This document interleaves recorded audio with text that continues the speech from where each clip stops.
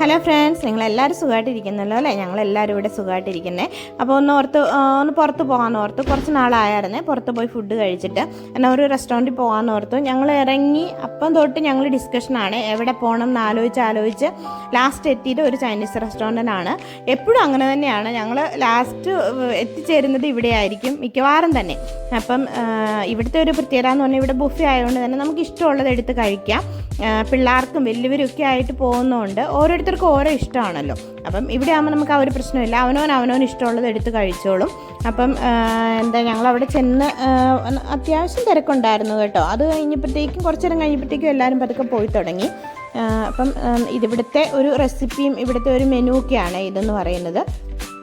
അല്ലാണ്ട് നമുക്ക് ഓർഡർ ചെയ്തും കഴിക്കാം കേട്ടോ. പക്ഷേ ഞങ്ങൾ കൂടുതലും പ്രിഫർ ചെയ്യുന്നത് ഇങ്ങനെയാണ്. അപ്പം നമ്മൾ പ്ലേറ്റ് എടുത്ത് നമ്മുടെ ഇഷ്ടത്തിന് എടുത്താൽ മതി. അപ്പം ആദ്യം തന്നെ നമുക്ക് സൂപ്പ് വേണ്ടവർക്ക് സൂപ്പ് എടുക്കാം, സ്റ്റാർട്ടർ വേണ്ടവർക്ക് സ്റ്റാർട്ടർ എടുക്കാം. അപ്പോൾ ഈ ആദ്യം കാണിക്കുന്നത് മൊത്തം സ്റ്റാർട്ടറും അതിൻ്റെ സോസും കാര്യങ്ങളൊക്കെയാണ്. അപ്പം ഓരോരുത്തരും അവനവന് ഇഷ്ടമുള്ളതൊക്കെ എടുത്തു.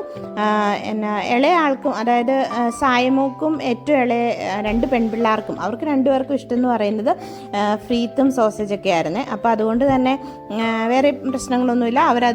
അവർക്ക് അങ്ങ് എടുത്തു കൊടുത്താൽ അത് മാത്രമേ അവർ കഴിക്കത്തുള്ളൂ. അപ്പോൾ അതും കഴിച്ചുകൊണ്ടെങ്കിൽ ഇരുന്ന് കേട്ടോ. ഫ്രീത്ത് എന്ന് പറയുന്നത് നമ്മുടെ ഫ്രഞ്ച് ഫ്രൈസ് ആണ്.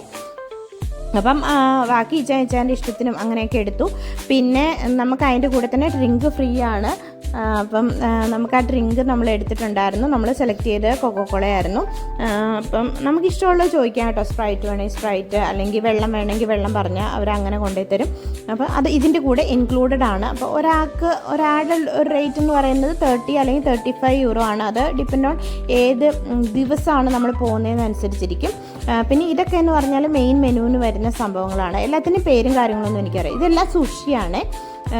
അപ്പം എല്ലാത്തിൻ്റെയും പേരും കാര്യങ്ങളൊന്നും എനിക്കറിയത്തില്ല. 90% എനിക്ക് പേരൊന്നും അറിയത്തില്ല. അപ്പം മമോസും പിന്നെ അതുപോലെ തന്നെ സുഷി, പിന്നെ ചിക്കൻ്റെയും ചിക്കൻ, പോർക്ക്, ബീഫ്, അങ്ങനെ എല്ലാ തരത്തിൻ്റെ ഉണ്ട്.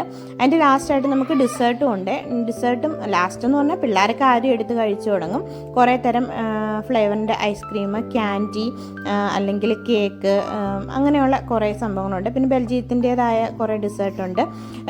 ചൈനീസ് റെസ്റ്റോറൻ്റ് ആണെങ്കിൽ പോലും അവർ ബെൽജിയത്തിൻ്റെ ഫുഡും എല്ലാം കൂടെ മിക്സാട്ടോ. അപ്പം അങ്ങനെ ചൈനീസ് മാത്രമല്ല നമുക്കിവിടെ കിട്ടുന്നത്. പിന്നെ ഇതൊന്നും ഇഷ്ടമില്ലാത്തവർക്ക് നമുക്ക് ബാർബിക്യൂ അവിടെ അറേഞ്ച് ചെയ്തിട്ടുണ്ട്. അങ്ങനെയും നമുക്ക് ഉണ്ടാക്കി കഴിക്കാൻ പറ്റും. പിന്നെ ഒരു സൈഡിലായിട്ട് പിള്ളേർക്ക് കളിക്കാനുള്ള ഏരിയയാണ്. നമ്മളവിടെ പൈസ കൊടുത്തിട്ട് വേണം നമ്മൾ കളിക്കാനായിട്ട്. അപ്പം സായ അവിടെ പോയി ഇന്നത് വേണം എന്നൊക്കെ പറഞ്ഞുകൊണ്ട് അവിടെ നിന്ന് വഴക്കുണ്ടായിക്കൊണ്ടിരിക്കുമായിരുന്നു. പിന്നെ ഇതൊക്കെ കഴിഞ്ഞ് ഞങ്ങൾ തിരിച്ച് വീട്ടിലേക്ക് പോവുകയാണ്.